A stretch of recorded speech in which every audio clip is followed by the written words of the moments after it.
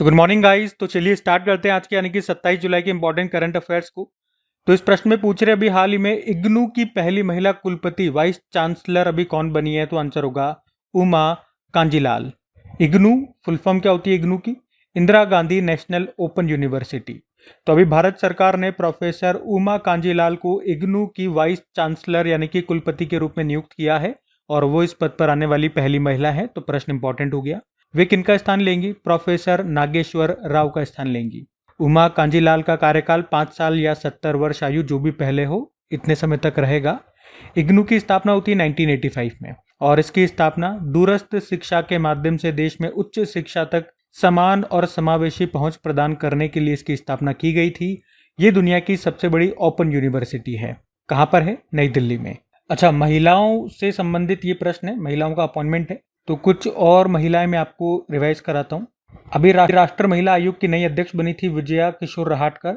50 अंतर्राष्ट्रीय गोल करने वाली पहली भारतीय महिला फुटबॉलर बनी थी बाला देवी। भारतीय वायुसेना के जगुआर स्क्वाड्रन की पहली महिला पायलट बनी Tanushka Singh. International Olympic committee की पहली महिला अध्यक्ष बनी क्रिस्टी कॉवेंट्री, जिम्बाब्वे से हैं इस पद पर आने वाली पहली महिला। वर्ल्ड ट्रेड ऑर्गेनाइजेशन की पहली महिला हेड है नागोजी ओंकाजा इवेला, नाइजीरिया से। पहली महिला विधि सचिव लॉ सेक्रेटरी बनी Anju Rathi Rana. CSIR council of scientific and industrial research की पहली महिला चीफ नल्ला थम्बी कलाई सेल्वी। दिल्ली की चौथी महिला मुख्यमंत्री बनी थी रेखा गुप्ता। नामीबिया देश की पहली महिला राष्ट्रपति नाट्यम्बू नंदी नदेतवा। राष्ट्रमंडल राष्ट्रों की महासचिव कॉमनवेल्थ नेशंस की सेक्रेटरी जनरल शर्ली बॉचवे घाना देश की इस पद पर आने वाली पहली अफ्रीकी महिला है। विश्व बैडमिंटन महासंघ का अध्यक्ष बनाया गया खुनयिंग पटामा को थाईलैंड से हैं इस पद पर आने वाली दूसरी महिला अध्यक्ष हैं। भारतीय नौसेना की पहली महिला फ्लाइंग इंस्ट्रक्टर बनी दिव्या शर्मा। इसके अलावा अभी 80वें संयुक्त राष्ट्र महासभा सत्र का अध्यक्ष बनाया गया एनालेना बारबॉक को, जर्मनी से हैं। वर्ल्ड टूरिज्म ऑर्गेनाइजेशन की पहली महिला सेक्रेटरी जनरल बनी है शेखा नासिर अल नोवेसी, UAE से हैं। UK की विदेशी जासूसी एजेंसी MI6 की पहली महिला अध्यक्ष बनी ब्लेज मेट्रेवेली। भारतीय नौसेना की पहली महिला फाइटर पायलट बनी आस्था पुनिया। सूरीनाम की पहली महिला राष्ट्रपति बनी जेनिफर सिमंस और हिंदुस्तान यूनिलीवर लिमिटेड की पहली महिला MD/CO प्रिया नायर बनी। RPF की पहली महिला प्रमुख सोनाली मिश्रा बनी। तो ये महिलाओं से सभी इंपॉर्टेंट अपॉइंटमेंट्स थे, ध्यान में रखना। अगला प्रश्न देखते हैं।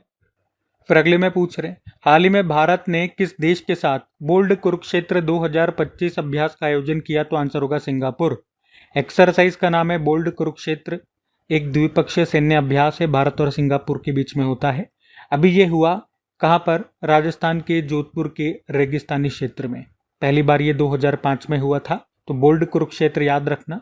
यहाँ पे पहले मैं आपको सिंगापुर के कुछ स्टैटिक बताता हूँ, उसके बाद 2025 में जो भी हमने मिलिट्री एक्सरसाइज से संबंधित प्रश्न पढ़े वो सारे आपको रिवाइज कराऊंगा। पहले आप मैप में देखो, ये रहा सिंगापुर। कैपिटल सिंगापुर सिटी हो गई, करेंसी है सिंगापुर डॉलर, प्रेसिडेंट है थर्मन शनमुगरत्नम और प्रधानमंत्री लॉरेंस वोंग। और वैसे अभी सिंगापुर के साथ हमने IMDEX एशिया 2025 अभ्यास भी किया था। IMDEX मतलब इंटरनेशनल मैरीटाइम डिफेंस एग्जीबिशन, जो कि एक तरह की समुद्री और रक्षा प्रदर्शनी है। अच्छा, इसके अलावा याद रखना अभी हमने सिंगापुर के साथ में सिम्बेक्स एक्सरसाइज भी किया था। भारत और सिंगापुर के बीच में हुआ था ये, कहाँ पे? सिंगापुर में ही। बाकी मैं आपको कुछ इंपॉर्टेंट एक्सरसाइजेज रिवाइज करा रहा हूँ, 2025 के हैं ये, ध्यान से सुनना। एक हमने पढ़ा था डेविल स्ट्राइक के बारे में, भारतीय सेना और वायुसेना के बीच में हुआ था। ला पेरोस अभ्यास बहुपक्षीय अभ्यास है, मतलब बहुत सारे देशों ने हिस्सा लिया, भारत ने भी लिया। फ्रांस ने आयोजन किया था, कहाँ पर? मलक्का सुंडा लोम्बेक जल डमरू मध्य में, यानी कि स्ट्रेट। एक्यूवेरिन अभ्यास भारत मालदीव के बीच में हुआ, मालदीव में। ट्रोपेक्स अभ्यास भारतीय सेना वायुसेना तटरक्षक बल के बीच में हुआ, हिंद महासागर में। साइक्लोन अभ्यास भारत इजिप्ट के बीच में हुआ, राजस्थान में। विंग्ड राइडर अभ्यास भारतीय सेना और वायुसेना के बीच में हुआ, पूर्वी कमान में। कोमोडो अभ्यास भारत ने भी हिस्सा लिया, इंडोनेशिया ने आयोजन किया, बाली इंडोनेशिया में। सागर कवच अभ्यास इंडियन कोस्ट गार्ड ने आयोजन किया, पश्चिम बंगाल में। जल थल रक्षा अभ्यास भारतीय सेना तटरक्षक बल और समुद्री पुलिस ने आयोजन किया, बेटे द्वारका गुजरात में। और सी ड्रैगन अभ्यास भारत ने भी हिस्सा लिया, अमेरिका ने आयोजन किया था, पश्चिमी प्रशांत महासागर में गुआम तट पर। डेजर्ट हंट अभ्यास इंडियन एयरफोर्स ने आयोजन किया, जोधपुर राजस्थान में। खंजर अभ्यास भारत किर्गिस्तान के बीच में हुआ, बिश्केक किर्गिस्तान में। वरुण अभ्यास भारत फ्रांस के बीच में हुआ अरब सागर में। कॉर्पेट और बोंगो सागर अभ्यास भारत बांग्लादेश के बीच में हुआ बंगाल की खाड़ी में। धर्मागार्जन अभ्यास भारत जापान के बीच में हुआ जापान में। अकीमे अभ्यास नेवल एक्सरसाइज पहली बार हुआ भारत और 10 अफ्रीकी देशों के बीच में। हिंद महासागर में हुआ ये, भारत और तंजानिया ने मिलकर के इसका आयोजन किया। प्रचंड प्रहार अभ्यास तीनों सेनाओं ने मिलकर के आयोजन किया अरुणाचल प्रदेश में। इंदिरा अभ्यास भारत और रशिया के बीच में हुआ चेन्नई तट पर और बंगाल की खाड़ी में। इनक्योस अभ्यास भारत ने भी हिस्सा लिया, ग्रीस ने आयोजन किया था, ग्रीस में ही। टाइगर ट्रैम्प अभ्यास भारत यूएस के बीच में हुआ विशाखापत्तनम और बंगाल की खाड़ी में। दस्तलिक अभ्यास इंडिया और उज्बेकिस्तान के बीच में हुआ पुणे में। डेजर्ट फ्लैग अभ्यास भारत ने भी हिस्सा लिया, यूएई ने आयोजन किया, यूएई में। तालिस्मैन साबर अभ्यास, इसमें भी भारत ने हिस्सा लिया, ऑस्ट्रेलिया ने आयोजन किया था इसका। कहाँ पर? ऑस्ट्रेलिया और पपुआ न्यू गिनी में। और एक मानवीय सहायता और आपदा राहत अभ्यास था, नेवल एक्सरसाइज है, भारत मालदीव के बीच में हुआ, मालदीव में। खान क्वेस्ट सैन्य अभ्यास, ये मंगोलिया ने इसका आयोजन किया, उलान बटोर मंगोलिया में, बहुपक्षीय अभ्यास है। नोमैडिक एलिफेंट अभ्यास भारत मंगोलिया के बीच में हुआ, उलान बटोर मंगोलिया में। टाइगर क्लो अभ्यास पहली बार हुआ था, एयर एक्सरसाइज है, भारत और अमेरिका के बीच में, उत्तर भारत में। शक्ति अभ्यास इंडिया फ्रांस के बीच में हुआ, फ्रांस में ही हुआ। अभी जामाता अभ्यास भारत और जापान के कोस्ट गार्ड्स के बीच में हुआ था, चेन्नई में। और सिम्बेक्स एक्सरसाइज हमने पढ़ लिया, भारत सिंगापुर के बीच में हुआ, सिंगापुर में, ठीक है। और जो आज हम पढ़ रहे हैं वो भी भारत सिंगापुर के बीच में हुआ, वो है बोल्ड कुरुक्षेत्र अभ्यास, भारत में हुआ, राजस्थान में, राजस्थान के जोधपुर में, ठीक है। ये सारे 2025 के मिलिट्री एक्सरसाइज मैंने आपको रिवाइज कराए, ध्यान रखना। अगला प्रश्न देखते हैं। फिर अगले में पूछ रहे हैं, अभी हाल ही में जीपी बिरला मेमोरियल पुरस्कार से किसे सम्मानित किया गया? तो आंसर होगा वी नारायणन को। वी नारायणन कौन है आप जानते हो? वर्तमान में इसरो के अध्यक्ष हैं और अंतरिक्ष विभाग के सचिव हैं वी नारायणन, और इन्हीं को अभी 2025 में प्रतिष्ठित जीपी बिरला मेमोरियल पुरस्कार से सम्मानित किया गया। ये सम्मान भारत के अंतरिक्ष कार्यक्रम में उनके उत्कृष्ट योगदान के लिए दिया गया है। जीपी बिरला मेमोरियल अवार्ड इसको कहते हैं। इसे पहले लाइफ टाइम अचीवमेंट अवार्ड के नाम से जानते थे। ये दूरदर्शी और उद्योगपति और परोपकारी घनश्याम दास जीपी बिरला की याद में दिया जाता है। अब देखो अवार्ड वाला प्रश्न है, मैं आपको कुछ इंपॉर्टेंट अवार्ड से रिवाइज कराता हूँ 2025 के। एक याद रखना, महाराष्ट्र भूषण पुरस्कार दिया गया था रामवी सुतार को।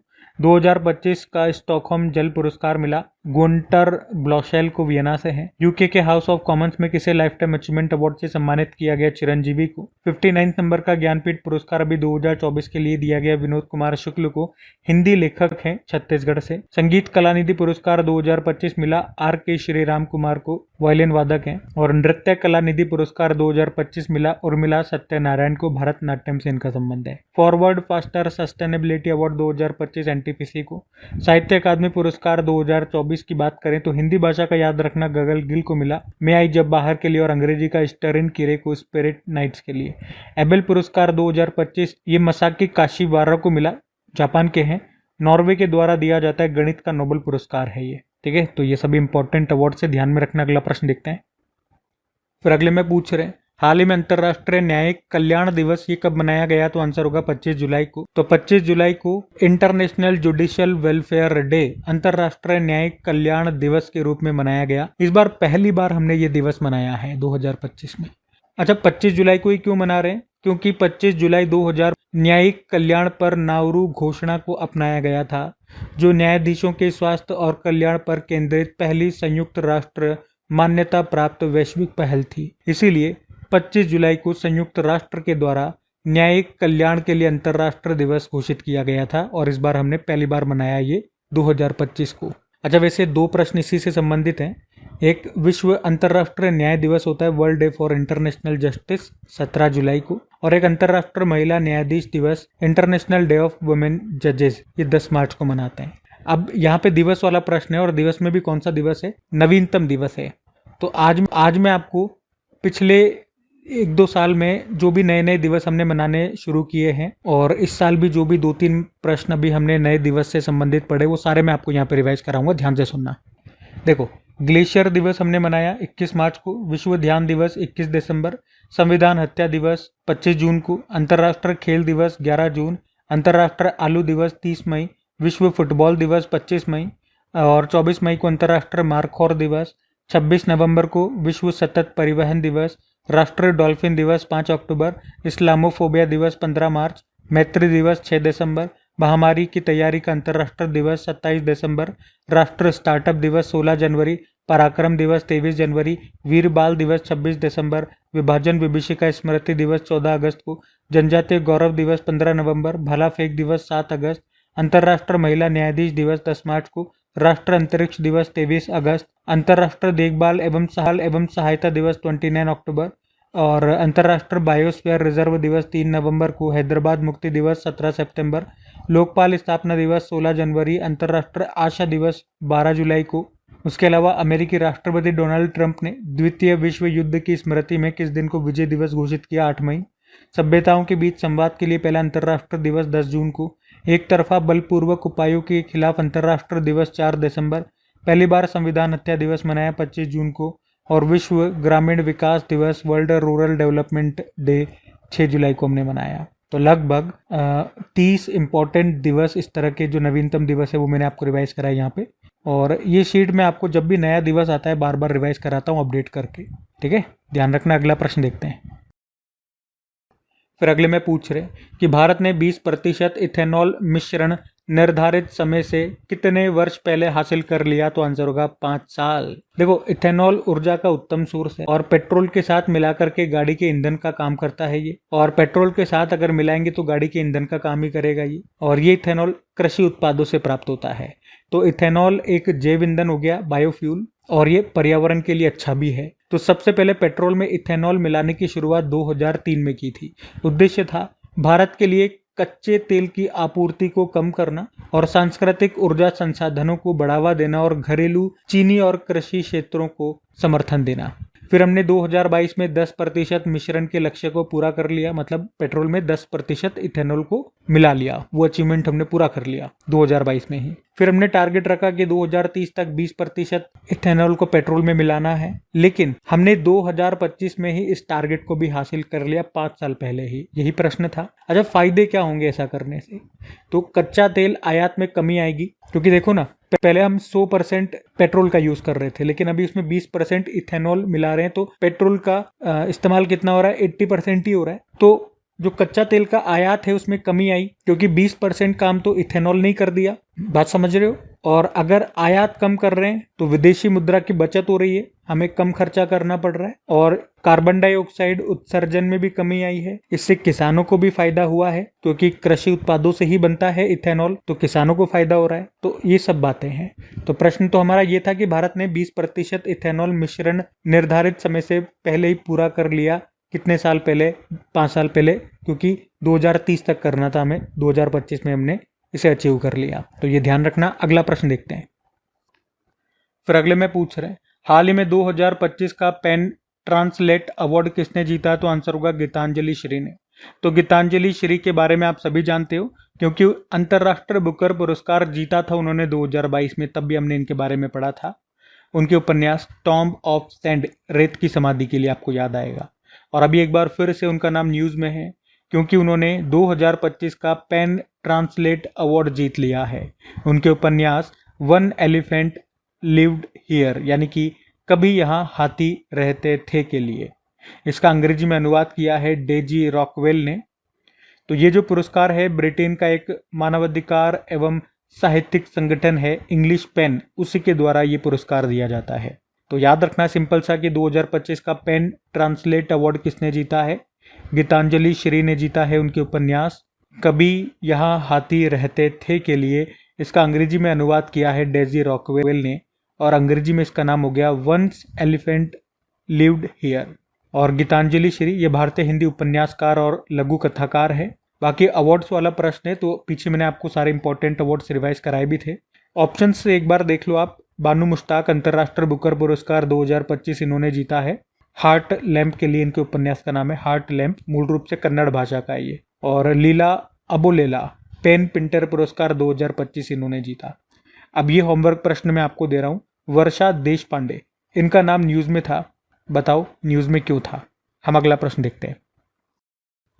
फिर अगले में पूछ रहे हैं, हाल ही में विश्व जूनियर स्क्वैश चैंपियनशिप 2025 में अनाहत सिंह ने कौन सा पदक जीता? तो आंसर होगा कांस्य पदक, bronze medal. World junior squash championship 2025 की हम बात कर रहे हैं, जो हुआ कहाँ पे? मिस्र के काहिरा में, मतलब अभी चल रहा है। 21 जुलाई को शुरू हुआ था, 1 अगस्त तक चलेगा। और इसमें भारत की नंबर 1 स्क्वैश प्लेयर है अनाहत सिंह, इन्होंने ब्रोंज जीता है। और इनसे पहले आपको बता दूं, इस चैंपियनशिप में दीपिका पल्लिकल ने मेडल जीता था। कौन सा मेडल? Bronze medal. भारत ने अभी तक इस चैंपियनशिप में एक बार भी गोल्ड नहीं जीता है। तो इस चैंपियनशिप में 19 वर्ष से कम आयु के पुरुष और महिला खिलाड़ी इसमें पार्टिसिपेट करते हैं। तो याद रखना, विश्व जूनियर स्क्वैश चैंपियनशिप का आयोजन कहाँ पे हुआ? मिस्र यानी कि इजिप्ट की कैपिटल कायरा में। और अनाहत सिंह ने ब्रोंज जीता है। अनाहत सिंह की बात करें तो आपको याद होगा, अभी उन्हें 2024-25 प्रोफेशनल स्क्वैश एसोसिएशन पुरस्कारों में 2 पुरस्कार मिले थे। बेस्ट वुमेन चैलेंजर प्लेयर का अवार्ड और best women young player of the season का अवार्ड। वे 2001 यूएस ओपन अंडर 15 एकल खिताब जीतने वाली भी पहली भारतीय बनी थी। 2023 में British junior open squash under 15 एकल खिताब भी उन्होंने जीता था। ठीक है, तो अनाहत सिंह का नाम याद रखना, संबंध स्क्वैश से है। अगला प्रश्न देखते हैं। फिर अगले में पूछ रहे, हाल ही में अमादेर समाधान योजना ये कहां पर शुरू हुई? तो आंसर होगा पश्चिम बंगाल में। तो अभी पश्चिम बंगाल की मुख्यमंत्री ममता बनर्जी, उन्होंने अमादेर समाधान नाम से एक योजना शुरू की है। इस योजना का उद्देश्य है राज्य के लोगों की डेली लाइफ की प्रॉब्लम्स को सॉल्व करना। इस योजना के लिए बजट रखा गया है 8,000 करोड़ रुपए का, और इसे पश्चिम बंगाल के 80,000 बूथ्स पर लॉन्च किया गया है। अब बात पश्चिम बंगाल की है, तो पश्चिम बंगाल ले चलते हैं आपको। ये रहा मैप में पश्चिम बंगाल। देखो, कैपिटल हो गई कोलकाता और मुख्यमंत्री ममता बनर्जी, गवर्नर है सीवी आनंद बोस। अब पश्चिम बंगाल से कुछ और करंट अफेयर्स के प्रश्न आपको रिवाइज कराता हूँ। देखो, 2025 के पॉइंट करा रहा हूँ ना। अभी 78 नंबर की संतोष ट्रॉफी 2024-25 को पश्चिम बंगाल ने जीता था, केरल को हराया था। टॉम ट्रैफिक इंडेक्स में भारत का सबसे भीड़ भाड़ वाला शहर कोलकाता बताया गया। पूर्वी भारत की पहली खगोलीय वेधशाला का उद्घाटन पश्चिम बंगाल में किया गया और इसका नाम प्रसिद्ध वैज्ञानिक सत्येंद्र नाथ बोस के नाम पे रखा है। 27वीं अंतर्राष्ट्रीय ग्लास कांग्रेस 2025 हुआ ये कोलकाता में। अगला एडिशन इसका जो होगा जापान में होगा। और भारत का सबसे पुराना पुस्तक मेला बोई मेला ये लगा कोलकाता में। इस बार इसका ये 48 नंबर का एडिशन था और थीम कंट्री जर्मनी था। कोलकाता के फोर्ट विलियम का नाम बदलकर विजय दुर्ग हो गया। देश का पहला बायो बैंक कहाँ पर शुरू हुआ था? दार्जिलिंग चिड़ियाघर में, जो पश्चिम बंगाल में है, और इसी को Padmaja Naidu Himalayan zoological park भी कहा गया। वैसे इस बायो बैंक को फ्रोजन जू के नाम से भी जाना जाता है। सागर कवच अभ्यास इंडियन कोस्ट गार्ड ने आयोजन किया था, पश्चिम बंगाल में हुआ। ग्रेट बैकयार्ड बर्ड काउंट में लगातार तीसरे साल सर्वाधिक प्रजातियां ये पश्चिम बंगाल में पाई गई। कितनी? 543। 2024-25 सत्र का छठा इंडियन सुपर लीग शील्ड खिताब ये कोलकाता में हुआ था। मोहन बागान सुपर जायंट ने जीता उड़ीसा फुटबॉल क्लब को हरा करके। उसके अलावा अभी हॉलबर्ग पुरस्कार 2025 जीता है गायत्री चक्रवर्ती ने, कोलकाता से है, नॉर्वे सरकार ने दिया। 2025 की जनगणना के अनुसार पश्चिम बंगाल में एक सिंग वाले गेंडों की संख्या कितनी हो गई है? 392 हो गई है। और यहाँ पे ये कहाँ पाए जाते हैं? जल्दापारा नेशनल पार्क में या गोरुमारा नेशनल पार्क में। नोदी बंधन योजना भी अभी पश्चिम बंगाल में शुरू हुई थी। तो पश्चिम बंगाल से ये सारे हमने रिवाइज कर लिए पॉइंट्स, ध्यान में रखना। अगला प्रश्न देखते हैं। फिर अगले में पूछ रहे हैं कि अभी हाल ही में प्रधानमंत्री नरेंद्र मोदी किस देश के 60वें स्वतंत्रता दिवस पर मुख्य अतिथि के रूप में शामिल हुए? तो आंसर होगा मालदीव। तो अभी प्रधानमंत्री नरेंद्र मोदी 2 दिवसीय मालदीव की यात्रा पर गए हुए थे और उन्हें मालदीव के 60वें इंडिपेंडेंस डे स्वतंत्रता दिवस पर गेस्ट ऑफ ऑनर यानी कि चीफ गेस्ट के रूप में बुलाया गया था। अभी मालदीव ने 26 जुलाई को अपना 60वां स्वतंत्रता दिवस मनाया। मालदीव को 26 जुलाई 1965 में अंग्रेजों से आज़ादी मिली थी। तो अभी जब मोदी जी वहां पर गए तो आप कह सकते हो भारत और मालदीव के बीच में टोटल 6 समझौतों पर हस्ताक्षर हुए, जिसमें भारत मालदीव को 4,850 करोड़ रुपए की ऋण सहायता भी देगा। ये भी इन्हीं समझौतों में शामिल है, ये लोन वाला पॉइंट। इसके अलावा नरेंद्र मोदी और वहाँ के जो प्रेसिडेंट है मोहम्मद मुइज़ेज़, इन्होंने एक डाक टिकट भी जारी किया जिस पर भारतीय नाव उरू और मालदीव की मछली पकड़ने वाली नाव वधु धोनी को दर्शाया गया। ये जो उरू है ना, याद रखना, ये केरल के बेपोर बोट यार्ड में निर्मित एक लकड़ी की हस्त निर्मित हाथ से बनी हुई नौका है। अब बात मालदीव की हो रही है तो मालदीव लेकर के चलते हैं आपको भी। ये रहा मैप में मालदीव, कैपिटल माले हो गई, करेंसी मालदीवियन रुपया, प्रेसिडेंट है मोहम्मद मुइज़ेज़, एक्यूवेरियन अभ्यास, एकता अभ्यास, ये हम मालदीव के साथ में करते हैं। और अभी आपको याद होगा मालदीव की ग्लोबल टूरिज्म एम्बेसडर बनाई गई थी कटरीना कैफ। और आप यहाँ पे देखो मालदीव और लक्षद्वीप का ये जो मिनिकॉय द्वीप है इसके बीच में कौन सा डिग्री चैनल है? 8 डिग्री चैनल है। ठीक है, तो ये ध्यान में रखना सब। अगला प्रश्न देखते हैं। फिर अगले में पूछ रहे हैं, हाल ही में भारत के दूसरे सबसे लंबे समय तक लगातार सेवा देने वाले प्रधानमंत्री अभी नरेंद्र मोदी बन गए। उन्होंने किनका रिकॉर्ड तोड़ा या किसे पीछे छोड़ दिया? तो आंसर होगा इंदिरा गांधी को। तो अभी 25 जुलाई 2025 को ही नरेंद्र मोदी ने 4078 दिन का कार्यकाल अपना पूरा कर लिया प्रधानमंत्री के रूप में। और इस तरह उन्होंने इंदिरा गांधी के लगातार 4077 दिन के रिकॉर्ड को तोड़ दिया। और इस तरह से वे भारत के दूसरे सबसे लंबे समय तक लगातार सेवा देने वाले प्रधानमंत्री बन गए हैं। तो पहले स्थान पे कौन है भाई? अगर ये दूसरे बन गए तो पहले नंबर पे कौन है जिनका प्रधानमंत्री के रूप में सबसे लंबा कार्यकाल है? तो जवाहरलाल नेहरू आंसर होगा। कितने दिन का कार्यकाल? 6126 दिनों तक वो प्रधानमंत्री रहे। 15 अगस्त 1947 को बने थे और 27 मई 1964 तक रहे। बाकी ये थी आज की हमारी करंट अफेयर्स की क्लास। कमेंट करके जरूर बताइएगा सेशन आपको कैसा लगा। अच्छा लगा तो इसे अपने दोस्तों के साथ में स्टडी ग्रुप में शेयर जरूर करना। वीडियो को लाइक नहीं किया तो लाइक जरूर करना। बाकी इनकी प्रैक्टिस के लिए डेली क्विज बना करके अपलोड की जाती है आपके क्रिक एग्जाम एप्लीकेशन पे, तो वहां जाकर के प्रैक्टिस कीजिए ताकि एग्जाम टाइम पे ये सभी चीजें आप भूलो नहीं। तो प्रैक्टिस करते रहिए, रिवीजन करते रहिए। बाकी पीडीएफ मिली जाती है टेलीग्राम चैनल पे, तो टेलीग्राम और एप्लीकेशन दोनों का लिंक डिस्क्रिप्शन बॉक्स में है। वैसे एप्लीकेशन को डायरेक्ट आप गूगल प्ले स्टोर से भी इंस्टॉल कर सकते हैं। बाकी चलो भी कल के करंट अफेयर्स का क्विक रिवीजन कर लेते हैं और सेशन एंड करते हैं। तो कल पहला प्रश्न पूछा था एयरडाई के नए अध्यक्ष कौन बन गए? अजय सेठ। फिर पूछा अभी किसने ट्रेसर्स मिशन लॉन्च किया? नासा ने। इंडियन कोस्ट गार्ड के लिए लॉन्च प्रदूषण नियंत्रण पोत का नाम क्या है? ये दूसरा है, समुद्र प्रचेत नाम है। सामूहिक प्रतिवेदन मंच नाम से एक प्लेटफॉर्म लॉन्च किया सेबी ने। और समुद्री वित्त शिखर सम्मेलन 2025 कहां पर हुआ? नई दिल्ली में। आयकर दिवस मनाया गया 24 जुलाई को। राष्ट्रीय सहकारिता नीति 2025 जिसे अभी अमित शाह जी ने लॉन्च किया, ये किसे रिप्लेस करेगी? तो राष्ट्रीय सहकारिता नीति 2002 को। Travel plus leisure world best awards 2025 में शामिल भारत का एकमात्र हवाई अड्डा कौन सा है? मुंबई का, छत्रपति शिवाजी वाला। फिर पूछ रहे हैं किस देश के द्वारा ब्रह्मपुत्र नदी पर विश्व का सबसे बड़ा बांध बनाया जा रहा है? चाइना। और आखिरी प्रश्न था IUCN वर्ल्ड कंजर्वेशन कांग्रेस 2025 की मेजबानी कौन करेगा? तो आंसर होगा UAE। चलो कल का भी होमवर्क प्रश्न देखते हैं और सेशन एंड करते हैं। तो कल आपसे पूछा था कि सोनम लोसार त्योहार ये कहां पर मनाया गया या किस समुदाय के द्वारा मनाया जाता है? समुदाय पूछा था, तो आंसर होगा तमांग समुदाय। आप सभी ने प्रश्न का बिल्कुल सही उत्तर दिया। अब ये रहा आज का आपका होमवर्क प्रश्न।